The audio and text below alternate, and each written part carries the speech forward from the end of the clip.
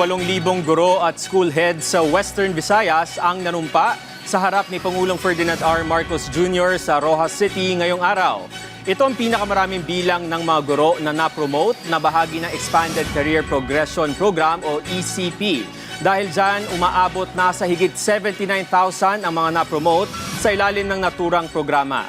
Ayon kay Pangulong Marcos Jr., layon nitong tulungan ang mga pampublikong guro na umabante sa kanilang karera at magkaroon ng mas malaking benepisyo.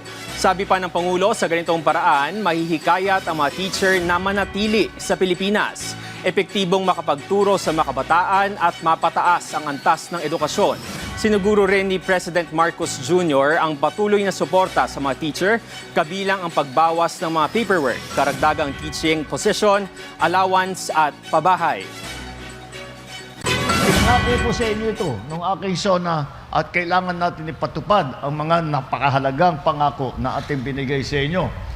Kaya sinabi ko, hindi na tayo papayag na merong guro na magre-retire ng Teacher 1 dahil hindi naman talaga tama yun.